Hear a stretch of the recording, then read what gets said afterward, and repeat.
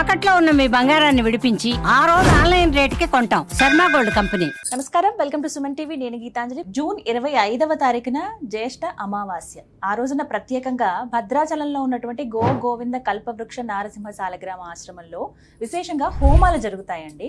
ఆ హోమంలో పాల్గొనాలనుకునే వాళ్ళకి కొన్ని ప్రత్యేకమైన నెంబర్స్ అనేవి నేను ఇస్తాను. వాటికి మీరు కాల్ చేసి కనుక్కోవచ్చు. అసలు ఆ హోమంలో ఎందుకు పాల్గొనాలి, ఎలాంటి కార్యక్రమాలు అక్కడ జరుగుతాయి, ఆ హోమంలో పాల్గొనడం వల్ల కలిగేటువంటి ఫలితాలు ఏమిటి తెలుసుకుందాం. మనతో పాటు ఉన్న ఆశ్రమ నిర్వాహకులు డాక్టర్ కృష్ణ చైతన్య స్వామి గురువు గారు, ప్రముఖ నృసింహ ఉపాసకులు వారితో మాట్లాడి వివరాలు తెలుసుకుందాం. గురుగారు నమస్తే అండి. నమస్కారం అమ్మా. అమావాస్య చాలా ప్రత్యేకం ఆశ్రమంలో. అయితే ఈసారి వచ్చేటువంటి ఈ జ్యేష్ఠ అమావాస్య విశేషాలు ఏంటో తెలియచేయండి. తప్పకుండా అమ్మా. అంటే సాధారణంగా మనం భద్రాచల దివ్యక్షేత్రంలో కల్పవృక్ష నరసింహ స్వామివారి యొక్క దివ్య సన్నిధిలో చాలా వైభవంగా అమావాస్య నాడు ప్రాతకాలంలో స్వామివారికి విశేషమైనటువంటి సుప్రభాత సేవ, అనంతరం గోపూజ, విశేషమైనటువంటి నవకలశ స్నపన తిరుమంజనం ఉంటున్నాం. అయిన తర్వాత మనం ఆ రోజు జరిగేటువంటి దాంట్లో మహాలక్ష్మి ఆరాధన, అంటే లక్ష్మీ ఆరాధన చేస్తే అత్యంత విశేషం అని చెప్తారు. అయితే ఈ జ్యేష్ఠ అమావాస్య వచ్చేటువంటి దాంట్లో ముందు రోజు ఇంకా విశేషంగా కృష్ణాంగారక చతుర్దశి, అంటే సాధారణంగా కృష్ణపక్షంలో వచ్చేటువంటి చతుర్దశి మంగళవారం రోజు కలిస్తే చాలా విశేషం అని చెప్పి మనకు పెద్దలు శాస్త్రం చెప్పి ఉంది. ఈ కృష్ణాంగారక చతుర్దశి ఈ నెల జూన్ 24వ తారీఖు ముందు రోజు మంగళవారం చాలా విశేషంగా, అంటే కుజుడికి సంబంధించినటువంటి ఆరాధన చేయడం ద్వారా విశేషమైనటువంటి ఫలితాలు వస్తాయి. కృష్ణాంగారక చతుర్దశి రోజు విశేషంగా కుజుడికి సంబంధించిన అంగారక ఆరాధన చేయాలి అని చెప్తారు. అసలు అంగారకుడికి సంబంధించినటువంటి ఆరాధన చేయడం ద్వారా రుణ బాధలు, రోగ బాధలు, శత్రు బాధలు, ఈ మూడిటి యొక్క ప్రభావం తగ్గుతుంది ఫస్ట్. అయితే విశేషంగా ఇప్పుడు కుజుడు సింహరాశిలో ఉన్నాడు ప్రస్తుతం.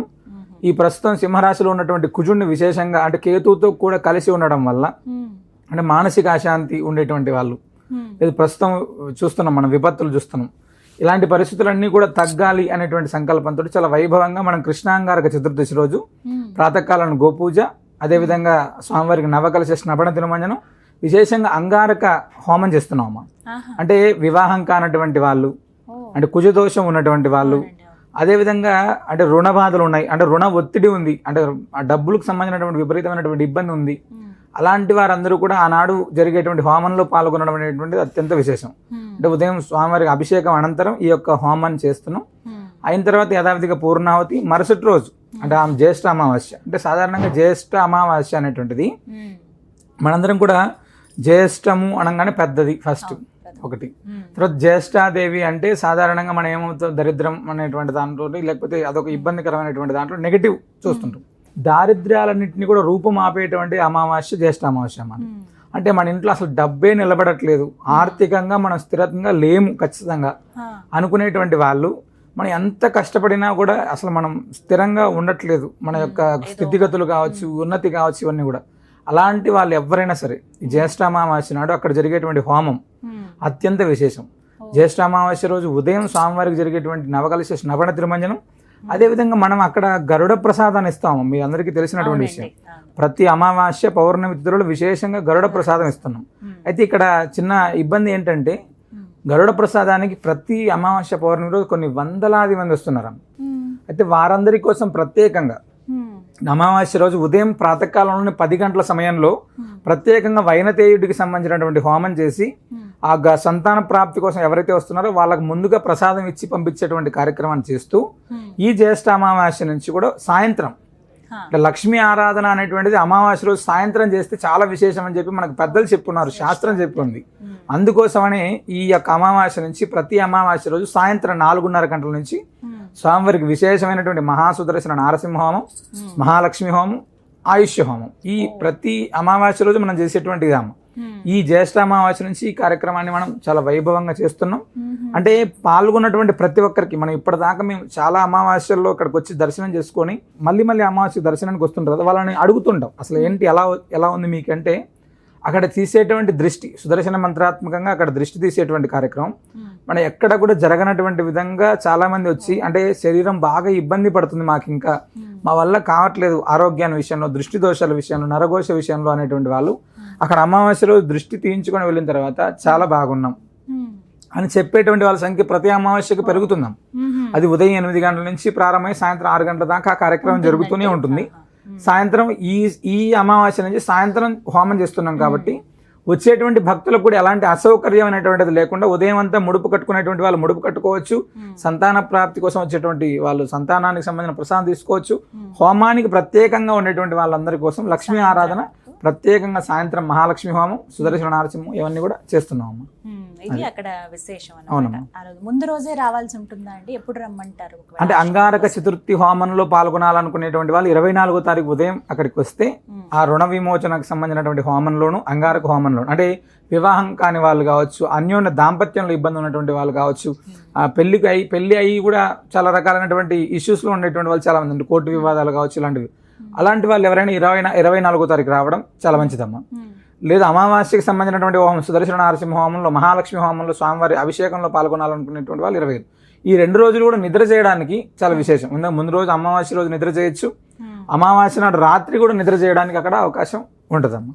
అది అక్కడే నిద్రించే అవకాశం కూడా. అవునమ్మా. చాలా మంది భక్తులు అమావాస్యకని ప్రత్యేకంగా వస్తారు. అవునమ్మా, చాలా అంటే ఎక్కడెక్కడో ప్రాంతాల నుంచి ప్రత్యేకంగా ఆ రోజు ముడుపు కట్టుకోవడం కోసమే చాలా మంది వచ్చి స్వామివారి ముందు రోజు రాత్రి నిద్ర చేసి గోదావరి స్నానం చేసి వచ్చి స్వామివారి సన్నిధిలో ముడుపు కట్టుకొని తీర్థం తీసుకొని వెళ్ళేటువంటి వాళ్ళు. ఎందుకంటే నృసింహ రక్ష కావచ్చు, అభిషేకం తీర్థం తీసుకోవాలి, మేము ఆ రోజు దృష్టి తీసేటువంటి దాంట్లో మేము పాల్గొనాలి అనుకునేటువంటి వాళ్ళు చాలా మంది అమ్మ.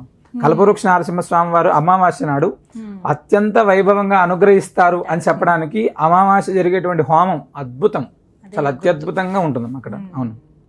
అయితే ముడుపులు ప్రత్యేకం కదండి ఎప్పుడు కూడాను. అయితే చాలా మందికి సందేహం ఏంటంటే ఆ రోజే కట్టాలా లేకపోతే తర్వాత ఎప్పుడైనా కట్టవచ్చా, అంటే అమావాస్య రోజు కదా ఆ రోజు ముడుపు కట్టవచ్చా అని అడుగుతుంటారు. అదొక సందేహం. అమ్మా, అంటే గతంలో కూడా మేము చాలా మంది భక్తులకు చెప్తూనే ఉన్నాం, 365 రోజులు ముడుపు కట్టుతూనే ఉండొచ్చు. ఫస్ట్ అమావాస్య నాడు జరిగేటువంటి హోమాన్ని దర్శించుకోవడానికి చాలా మంది వస్తారు కాబట్టి ఆనాడు ఎక్కువ విశేషం. సాధారణంగా స్వామివారికి అభిషేకం ఉంటుంది, గోపూజ ఉంటుంది, అదేవిధంగా శ్రీ మహాలక్ష్మి హోమం ఉంటుంది, సుదర్శన నరసింహ హోమం ఉంటుంది. అంటే ప్రతిదీ ఆ రోజు జరుగుతుంది. అంటే ఒకరోజు అమావాస్య రోజు కాకుండా మిగతా రోజులు వస్తే మంగళవారం రోజు మాత్రమే అభిషేకం ఉంటుంది, హోమం ఉండదు. పౌర్ణమి రోజు ధన్వంతరి హోమం, కార్తవీర్యార్జున హోమం ఉంటుంది. ఇలా ఒక్కొక్కటి రిలేషన్ ఉంటుంది. కాబట్టి అమావాస్య నాడు ఎక్కువ మంది ఎందుకు వస్తారంటే అది ప్రతిదీ చూడొచ్చు మనం. గోపూజ దగ్గర నుంచి స్వామివారి అభిషేకం, హోమం, దృష్టి తీసేటువంటి కార్యక్రమం, సంతానానికి సంబంధించినటువంటి ప్రసాదం, అంటే ఈచ్ అండ్ ఎవ్రీథింగ్ అన్నీ అక్కడ ఉంటాయి ఆ రోజు. కాబట్టి ఆనాడు ఎక్కువ మంది వస్తారు. స్వామివారి వైభవం చాలా, అంటే అంతమందిని చూడంగానే ఒక రకమైనటువంటి ఆధ్యాత్మిక భావన ఇంకా పెరుగుతూ ఉంటుందమ్మా.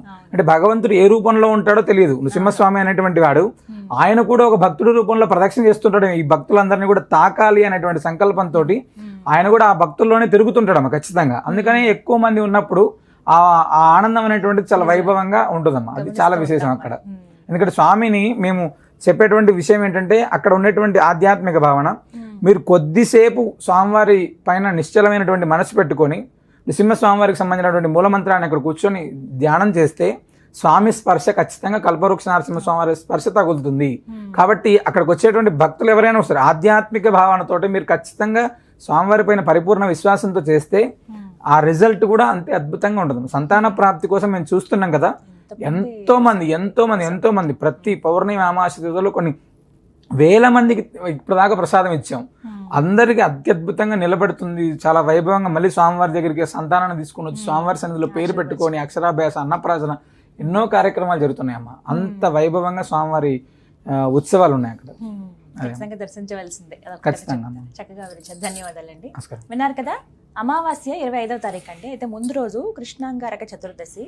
అప్పులకి సంబంధించి రుణ బాధలు ఎవరికైతే ఉన్నాయో వారికి ప్రత్యేకంగా అక్కడ హోమం చేయడం జరుగుతుంది. ముందు రోజు కూడా వెళ్ళొచ్చు. అలాగే మీరు ఒక రోజు ఉండగలిగితే కనుక అక్కడ మీకు అక్కడ అవకాశం ఉంటుంది. అకామిడేషన్ కానీ అన్ని ఏమి ఇబ్బంది ఉండదు. భోజనానికి అయితే అస్సలు ఇబ్బంది ఉండదు. ఎందుకంటే నిత్యం అన్నదానం అనేది నృసింహ సేవా వాహిని తరపున జరుగుతూనే ఉంటుంది. కాబట్టి మీరు కుటుంబ పరంగా వెళ్ళినా లేదు ఒక్కరుగా వెళ్ళినా ఇద్దరుగా వెళ్ళినా ఎలాంటి ఇబ్బంది అయితే ఉండదని చెప్తున్నారు. ఇక 25వ తారీఖున జరిగేటువంటి హోమం అనేది ఇప్పటి వరకు కూడా ఉదయం పూట చేయటం జరిగింది. అయితే భక్తులు ఎక్కువ మంది రావటము వాళ్ళ సౌకర్యం దృష్ట్యా, అలాగే ఇంకా కార్యక్రమాలు చేస్తే బాగుంటుంది, స్వామివారి అనుగ్రహం ఇంకా ఎక్కువ మంది పొందితే బాగుంటుందనే ఉద్దేశంతో ముడుపులు కట్టడం కావచ్చు, అలాగే గరుడ ప్రసాదం ఎవరైతే తీసుకుంటారో వాళ్ళందరూ కూడా ఉదయం పూట తీసుకోవచ్చు. ఎవరైతే హోమంలో ఉండాలి, హోమంలో మేము పాల్గొనాలి అనుకుంటారో సాయంత్రం పూట లక్ష్మీ హోమం నిర్వహిస్తారండి. ఆ హోమంలో పాల్గొందాం అనుకునే వాళ్ళు స్క్రీన్ మీద నెంబర్స్ ఇస్తాను, వారు మీకు కాల్ చేసి డీటెయిల్స్ కనుక్కోండి. మీ వివరాలు కూడా తెలియజేస్తే ముందుగా ఇన్ఫర్మేషన్ ఇస్తే ఎలాంటి ఇబ్బంది కలగకుండా ఉంటుంది.